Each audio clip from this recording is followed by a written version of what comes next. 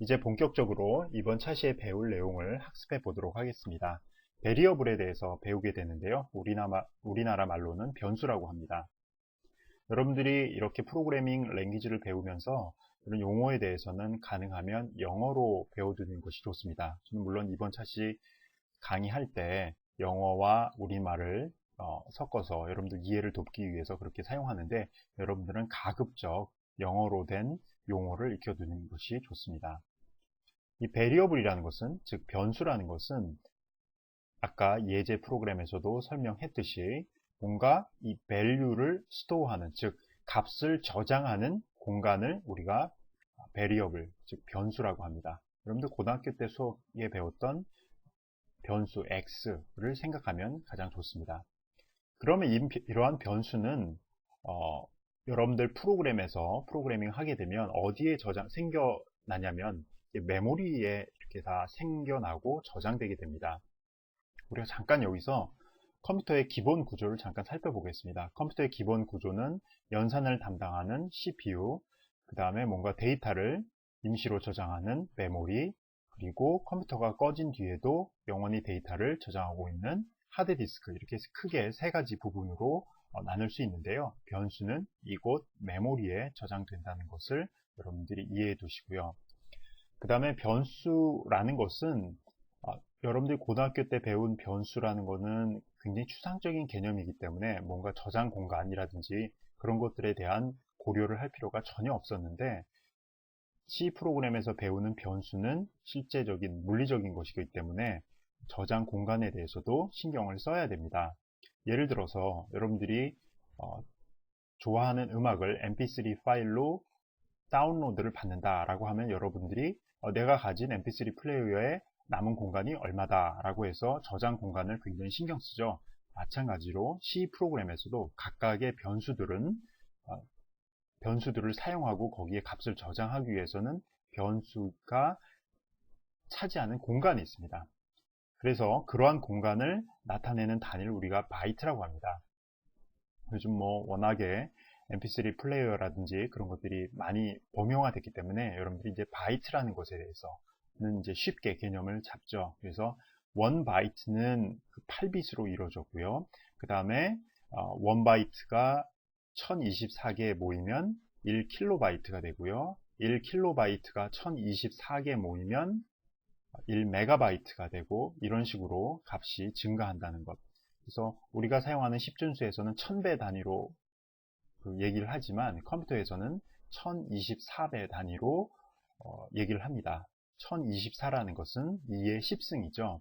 그래서 지금은 단순히 컴퓨터는 바이너리 넘버, 즉 이진수이기 때문에 2의 10승 하면 1024니까 그런 것을 어떤 크기의 증가 단위로서 삼는구나 라고만 그렇게 간단히 이해하시기 바랍니다.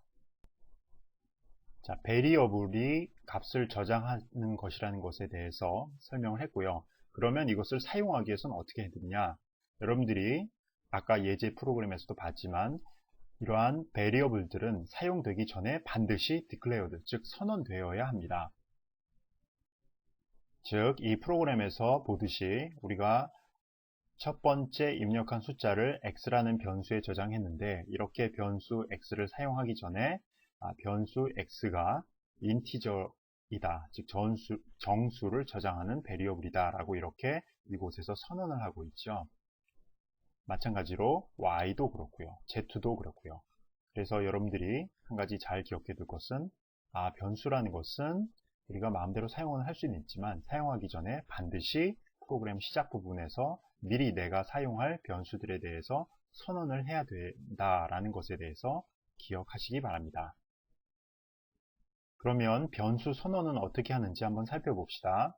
이와 같이 이 앞에다가 이 변수가 어떤 성질을 가지는지, 이것을 우리가 타입, 즉 데이터 타입, 그 변수가 가질 수 있는 값들의 종류를 나타낸다라고 해서 이렇게 타입을 먼저 써주고요. 그 다음에 이곳에다 변수 이름을 써주면 됩니다. 따라서 이것은 인티저, 정수를 저장하는 변수 x라는 뜻이고요. 이러한 데이터 타입에 대해서는 조금 이따가 배우도록 하겠습니다. 그리고 또 다른 데이터 타입으로는 캐릭터, 즉 문자죠. 문자를 저장하는 변수 ch, 그 다음에 float, 리얼 넘버, 즉 실수를 저장하는 변수 ab, 그 다음에 double이라는 데이터 타입도 있고요. 역시 이름은 스퀘어가 되겠습니다. 변수 선언 중에서 변수 이름에 대한 규칙에 대해서 배워보도록 하겠습니다. 변수 이름은 일반적으로 여러분들이 원하는 아무 이름이나 다 붙일 수 있는데요. 몇 가지 룰이 있습니다. 첫 번째 룰은 뭐냐면은 변수 이름에 나타나는 글자들은 반드시 알파 뉴메릭, 즉 영어 알파벳, 소문자나 대문자 또는 숫자 다 허용이 되고요. 그리고 기호 중에서는 언더스코어, 즉 이 밑줄 하나만 허용이 됩니다. 그리고 또 다른 규칙은 변수 이름의 첫 번째 글자는 반드시 알파벳이나 언더스코어가 돼야 된다는 것입니다. 즉 숫자는 허용이 안 된다는 것이고요. 그 다음에 변수 이름에 나타나는 캐릭터들은 케이스 센서티브하다. 즉 무슨 뜻이냐면은 여러분들이 어떤 변수 이름을 전부 다 대문자로 썼을 때와 동일한 알파벳을 소문자로 썼을 때 각각 서로 다른 변수 이름으로 인식한다는 겁니다. 그래서 이것의 사전적인 의미는 케이스는 로어 케이스, 어퍼 케이스, 즉 대문자, 소문자를 나타내고요. 센서티브라는 건 뭐냐면 민감하다는 뜻이죠. 그래서 케이스 센서티브 하면 프로그래밍 쪽에서는 이 프로그래밍 언어가 대문자로 쓸 때와 소문자로 쓸 때를 구별해서 처리하는구나 라는 의미로 사용이 됩니다. 그래서 이러한 용어는 여러분들이 잘 기억해 두시기 바라고요. 그 다음에 또한 변수 이름에 나타나는 변수 이름으로 할당할 수 있는 것 중에서 C 언어에서 이미 사용하고 있는 키워드들은 허용되지 않습니다. 키워드들은 다음과 같습니다. 자, 키워드라는 것은 무엇이냐면 이미 C 언어 프로그래밍 문법적으로 사용하는 그러한 단어들이 있어요. 예를 들어서 캐릭터 같은 건 여러분들이 이미 봤죠. 그리고 이것은 이제 문자를 나타내는 이제 데이터 타입을 나타내는 하나의 용어로 사용되기 때문에 이것도 안 되고요. 그 외에도 뭐 여러 가지 여러분들이 이것에 대해서 다 배울 텐데요. 이런 것들은 변수의 이름으로 지정할 수 없습니다. 이러한 키워드들에 대해서는 우리 교재의 63페이지에 잘 정리가 돼 있고요. 그래서 여러분들이 어떤 변수 이름을 지정을 했는데 그 변수 이름에서 뭔가 오류가 발생했다라고 하면 그것은 아마도 C 언어의 키워드를 변수 이름으로 지정했기 때문일 것입니다.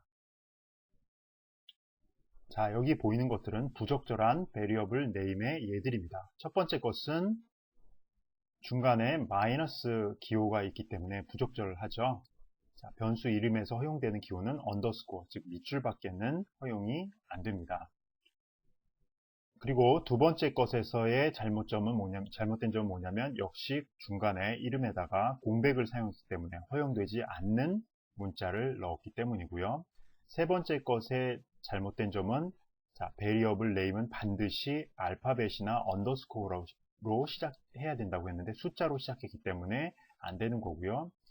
네 번째 것의 잘못된 점은 auto라는 것이 C 언어에서 이미 사용하고 있는 키워드인데 이것을 variable name으로 지정했기 때문에 부적절한 variable name이 되는 것입니다.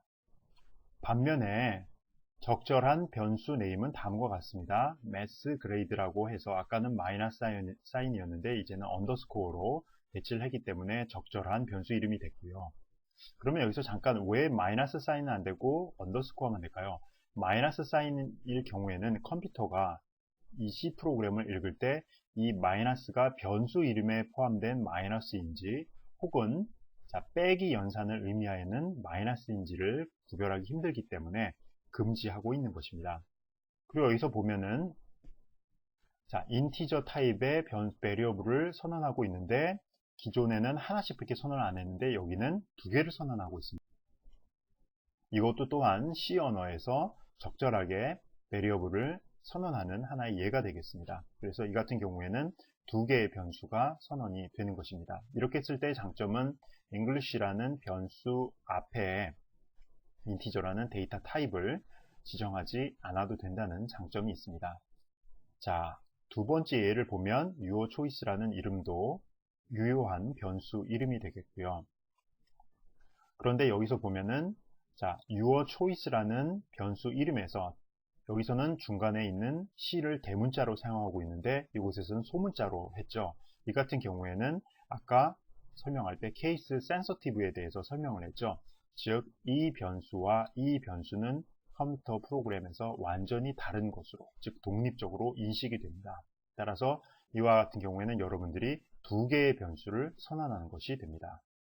그리고 세 번째도 역시 유효한 이름이죠. 아까는 이 숫자가 맨 앞에 나와 있었기 때문에 적절하지 않았는데 이제는 제대로 됐고요. 이제 네 번째로는 자, 언더스코어로 시작했는데 언더스코어는 변수의 스타팅 캐릭터로서 허용되는 캐릭터입니다. 따라서 아무런 문제가 없고 적절한 변수 이름이 되겠습니다.